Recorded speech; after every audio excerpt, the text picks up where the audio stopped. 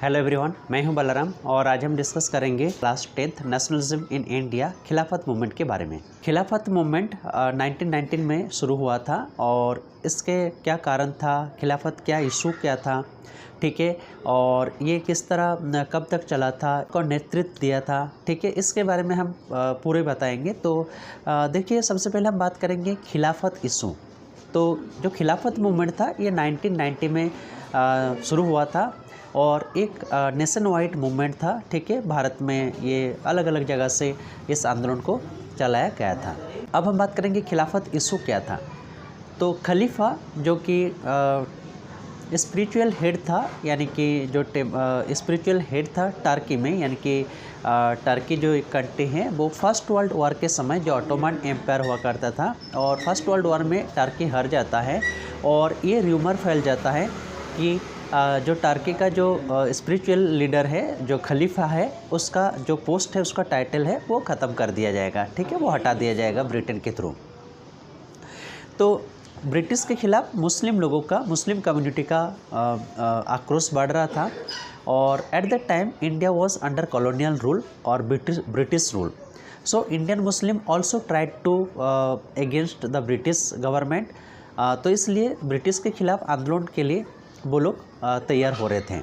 इसमें मोहम्मद अली और शौकत अली नाम से दो जो ब्रदर्स थे और इनको अली ब्रदर्स नाम से जाना जाता है। इन्होंने बॉम्बे में खिलाफत कमेटी बनाया था और इन्होंने अच्छे तरीके से इस आंदोलन को चलाया था, ठीक है। तो ये था खिलाफत आंदोलन के लीडर के बारे में और खिलाफत मूवमेंट का मेन इशू, ठीक है। तो हमें इसमें यह ध्यान रखना होगा, खिलाफत का जो इशू था वो है खलीफा से रिलेटेड, यानी कि एक स्पिरिचुअल हेड होते थे टर्की में, एक र्यूमर फैल गया था, इसकी वजह से आंदोलन शुरू हुआ था। अब मेन पॉइंट होता है गांधी जी इस आंदोलन में क्यों शामिल होना चाहते थे और इस आंदोलन को आगे बढ़ाना चाहते थे, ठीक है। गांधी जी ने इस खिलाफत मूवमेंट और खलीफा इशू से रिलेटेड जो मूवमेंट है भारत में शुरू हुआ था 1919 में, ठीक है, और इस इशू को, इस आंदोलन को नॉन कोऑपरेशन मूवमेंट के साथ जोड़ा था गांधी जी ने, ठीक है। क्यों? क्योंकि उस समय गांधी जी चाहते थे नॉन कोऑपरेशन मूवमेंट के साथ खिलाफत आंदोलन को जोड़ा जाए। इसमें बेनिफिट ये था क्योंकि गांधी जी को अकॉर्डिंग टू गांधी जी के हिसाब से अगर ये मुस्लिम कम्युनिटी और हिंदू कम्युनिटी दोनों कम्युनिटी अंग्रेज सरकार के खिलाफ अगर आंदोलन करें तो वो आंदोलन का जो रूप होगा, स्वरूप होगा, वो काफ़ी विस्तृत होगा और नेशन वाइड होगा। एक अच्छा अपॉर्चुनिटी उन्होंने देखा था। हिंदू और मुस्लिम ये दोनों कम्युनिटी एक साथ एक ही अम्ब्रेला का नीचे आकर अगर ब्रिटिश गवर्नमेंट के खिलाफ आंदोलन करते हैं तो इस आंदोलन का विस्तार, इस आंदोलन का जो सक्सेस है वो काफ़ी अच्छा होने का था। तो इसलिए गांधी जी ने नॉन कोऑपरेशन आंदोलन के साथ, यानी कि असहयोग आंदोलन के साथ खिलाफत आंदोलन को शामिल किया था, ठीक है।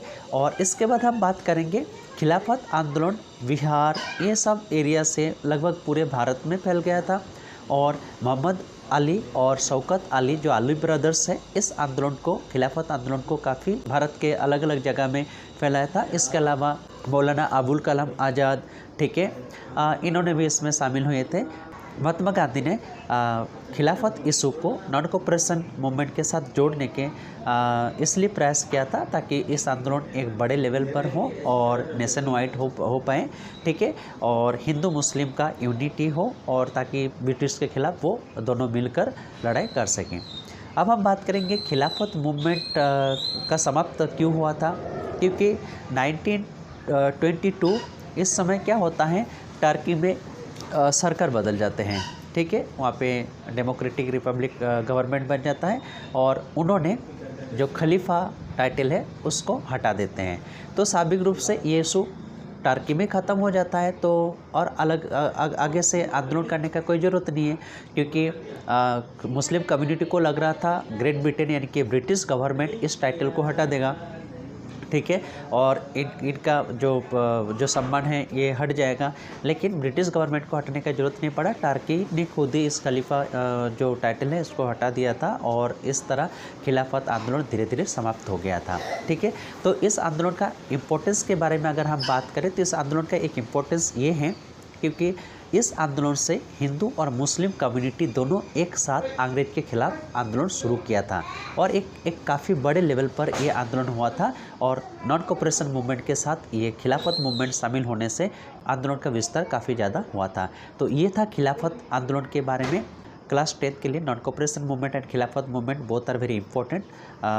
तो इस वीडियो को आप अगर पसंद आए तो इस वीडियो को आप लाइक करें, शेयर करें और इस चैनल को सब्सक्राइब जरूर करें। धन्यवाद।